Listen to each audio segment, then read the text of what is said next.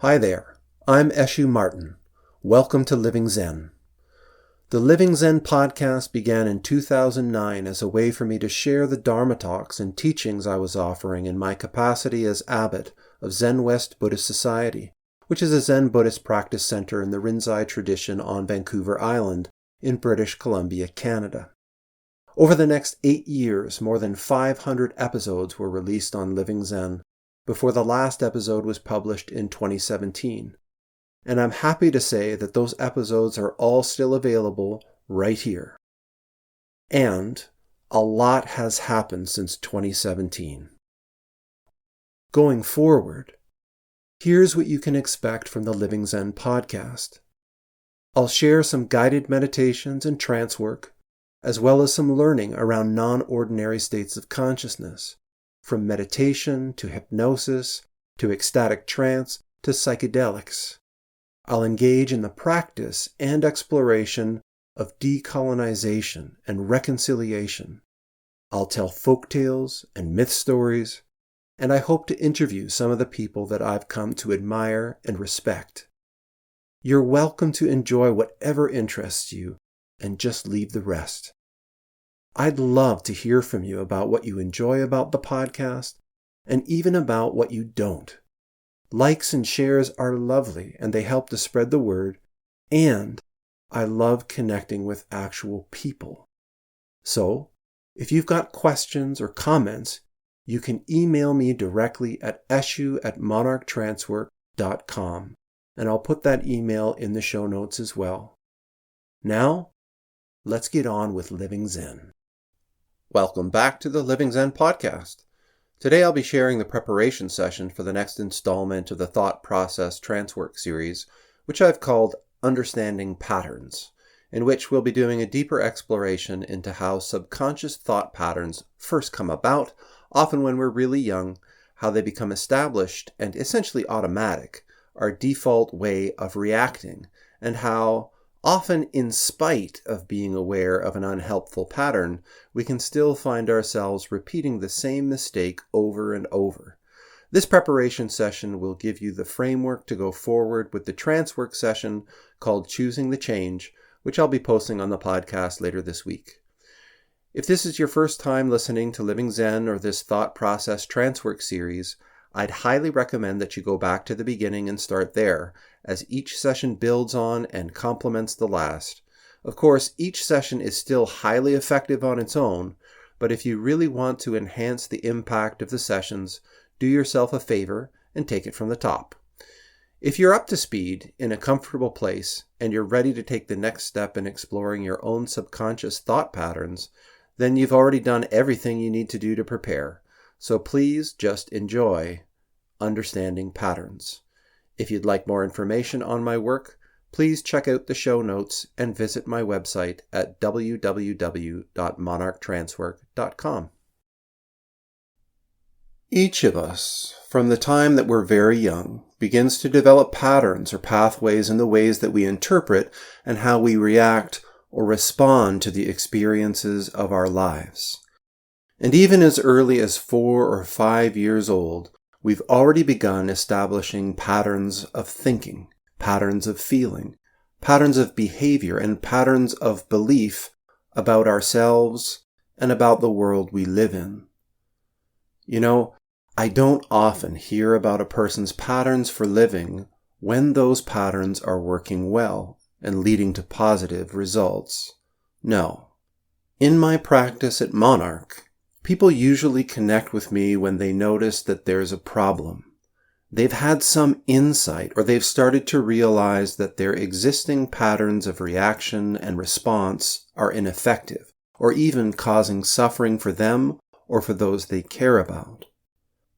Often a person will begin by sharing about what's been happening when they attempt to handle some situation or manage some part of themselves, or when they're triggered by something and the person just doesn't get the result that they'd hoped for, which then compounds the original problem and often leads the person to suffering with shame, anxiety, despair, even depression.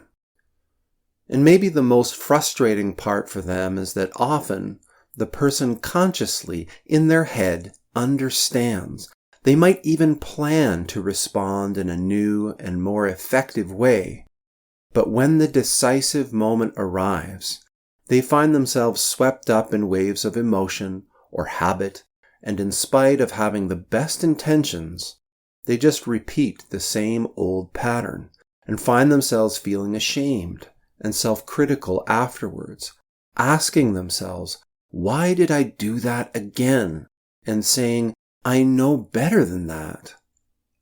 Well, one thing I've come to learn with some certainty through my practice is that generally, each of us learns to do things over time, gradually, but in a very particular way. And whether we're talking about how we form relationships, or how we make business or financial decisions, or how you discern your life's path, the roots of these patterns extend back into our very earliest years, when you didn't know what you know now, when you didn't have the personal or material resources, or the experience, or the depth of perspective, or even the emotional maturity that you do now. And for most of us, we reacted in a very specific way when we were young, in response to our environment or experiences, and if it was successful, and here success might just mean things are slightly less bad than they were a moment ago, our subconscious minds kind of check a box saying, "Okay, great, it worked. And if that happens again, we know just what to do." And so, when a similar situation or a similar feeling comes up again, we just do what we already know how to do because it worked, right? Of course, time passes.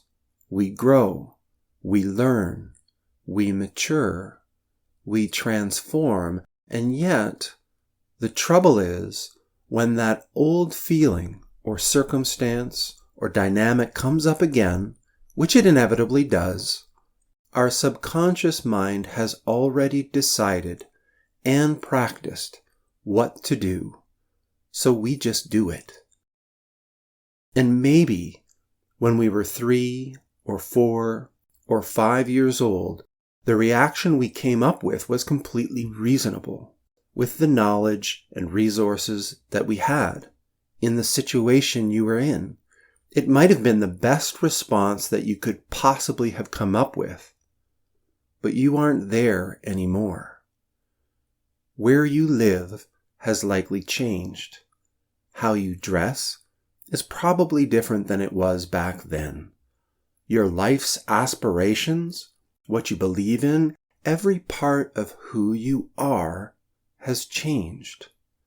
They even say that in just 7 years, every single cell of your body will have been replaced and updated.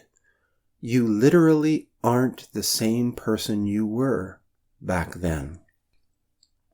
And yet, in spite of this, people just continue to do what they already know how to do. And for as long as it works, I'm unlikely to hear much about it. But when it just doesn't work anymore, what happens then? Well, sometimes a person is able to step back from the situation, and they're able to observe a bigger picture and notice that what they've been doing isn't working very well. It's not getting the result they were looking for. And then they begin to strive to do something else, something new, something different. And if they're not sure what to do, they might ask for guidance or support from someone that they respect and trust. Someone who's more experienced or knowledgeable, more skilled at doing the kinds of things that you're wanting to do. And you know, when that's what you do consistently, life becomes a whole lot easier, less frustrating. But for other people, they often find themselves stuck in a repeating pattern. They only keep doing what they already know how to do. And if it doesn't work, well, they'll do exactly the same thing again, except maybe bigger or louder or faster, but always the same thing because that's what they know how to do. And when it still doesn't work, when they continually fail to get the result that they're striving for, they personalize it. It becomes about who or what you are or aren't, instead of being about what you're doing. And they might say to themselves, I can't do this, or I don't deserve it, or I'm no good. And it doesn't seem to occur to them that it isn't you that's ineffective or incompetent. No, it's just the strategy that you're using. And when I use the word strategy, I mean the specific step-by-step process that you follow in order to achieve a particular result. And you do have a strategy.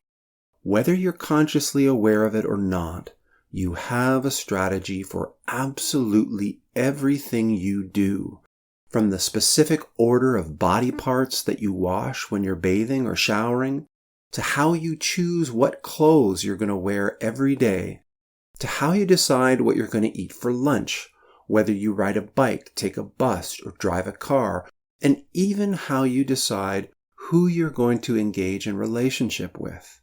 You have a strategy. And for a person who's effective, who consistently succeeds at realizing their goals, this means that their strategies are accurate and efficient for doing precisely what they're trying to do.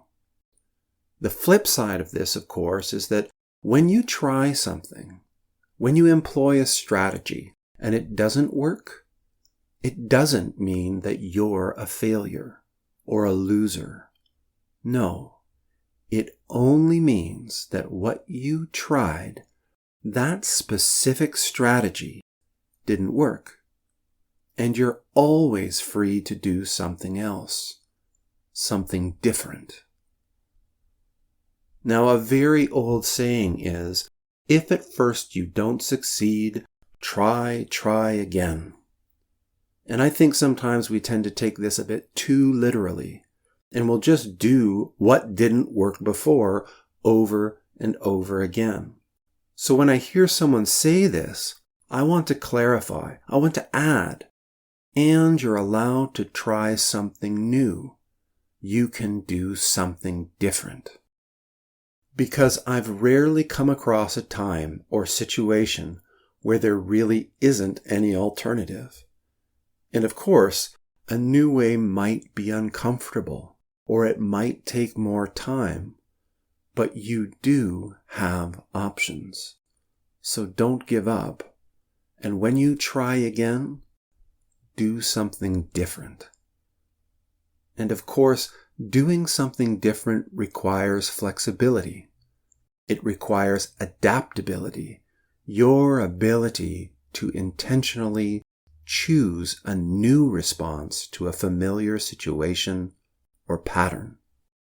And for many people, it's so uncomfortable doing something new, doing something different, that they just keep doing what they already know how to do because it seems familiar, because it's comfortable, even though you already know it can't work. And others, well, they simply don't know what else they could do. And so they might just give up and accept the repeating cycle of failure after failure that just gets them nowhere. And so it's crucial that you develop your natural ability to pause, to ground yourself in your deepest, wisest center so that you're able to take a step back from the momentum of those familiar feelings of uncertainty or doubt, even your fear of trying something new, so you're able to do something different, something that offers a much better chance of accomplishing what you're aiming for. And you may find these sessions so encouraging that you easily become much more flexible, more adaptable, that you're so much more willing to experiment. And it happens so easily, naturally, almost automatically. You might even find yourself looking forward to opportunities to experiment with new ways of seeing things, new ways of responding, new ways of relating to your life and your world. Now, I don't know if you'll start to see these changes right away, or they can develop over the next few days or weeks, because when you do, actually do something different, you inevitably get different results. New and different things happen. So, you can be willing to step outside your familiar comfort zone to do things differently in situations you know you can handle better. You can learn from others who consistently seem to do better. You can use your ability to be observant. You can notice more of what works. And that's the incredible power of experiencing these ideas through trancework sessions. Your subconscious mind can easily grasp and integrate the deepest meaning of what we explore together in trancework. And in a way, that's already doing something different, is it not?